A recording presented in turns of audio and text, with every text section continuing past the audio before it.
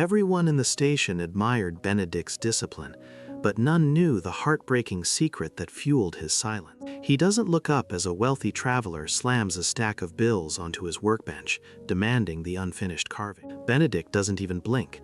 His blade moves with a precision that borders on the supernatural, ignoring the fortune at his fingertips. The crowd begins to gather, sensing that this isn't just art, it's a battle for a man's soul, hidden in plain sight. Benedict Lowery was once a man of many words and even more distractions, but today he is a man of a single sharp edge. His workshop is nothing more than a small wooden kiosk, yet it feels like a sanctuary of ancient peace in a world of high-speed chaos. People call him the anchor. They say he can carve the wind if he tries, so long as his mind remains still. But Benedict knows the truth. The stillness isn't a gift. It's a cage he built to keep the ghosts away. Inside his mind, a storm is always brewing.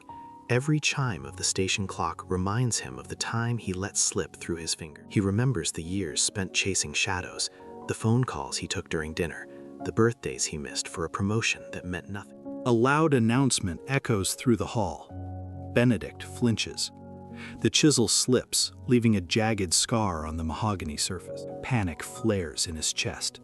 For a moment, the internal noise threatens to drown out the present. He closes his eyes and breathes. "Be here," he whispers to himself. "Just this cut, just this breath." Slowly, the world comes back into focus. He doesn't discard the scarred wood. He begins to carve the mistake into a beautiful pattern. For 7 days, he has been working on this one piece. For 7 days, the same little girl has watched him from the shadows of Platform 4. She never approaches, and he never speaks. But he carves with the knowledge that her small, hopeful eyes are upon him. The wealthy man returns, his offer now doubled. "Name your price, Woodcarver. My collection needs that soul." Benedict simply shakes his head. "It's already paid for," he says, his voice like gravel and honey. The businessman scoffs. "By whom? I see no one buying. You're losing a fortune for a hobby." Benedict doesn't answer. He is looking at a faded photograph tucked into the corner of his tool chest.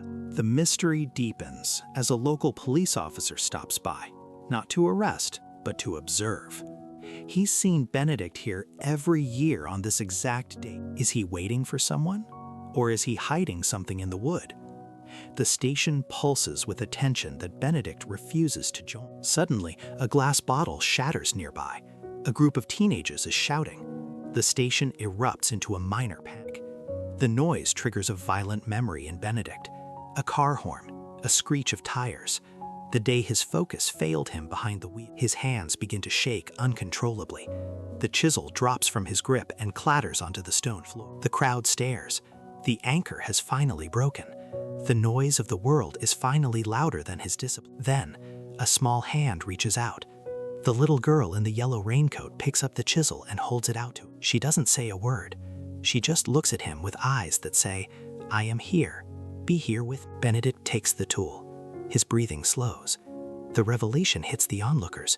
He isn't carving for money or fame. He is carving a replacement for the heart he broke 20 years ago. The mahogany is taking the shape of a perfect, intricate horse. 20 years ago, his son had asked him to fix his favorite toy. Benedict was too busy, too distracted. He had yelled, and the toy was lost in the crash. He had spent 2 decades running from that moment of failed focus.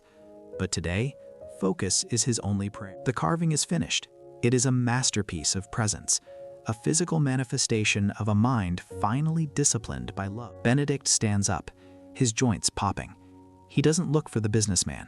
He looks for the girl. The girl steps forward. A man follows her. A man in his late 20s with the same silver streak in his hair as Benedict. The twist is silent. This isn't a random fan. This is Benedict's son, and the girl is the granddaughter he has never held. Benedict hands the wooden horse to the girl. "I'm sorry I'm late," he whispers. "I'm here now." The crowd disperses. The businessman leaves, realizing that some things cannot be bought because they were earned through the fire of regret. Discipline is not just about focus. It is about choosing what truly matters before it is gone. In the quiet of his mind, Benedict is finally home. Every heart carries a secret, and every secret tells a story. Thank you for watching, and welcome to the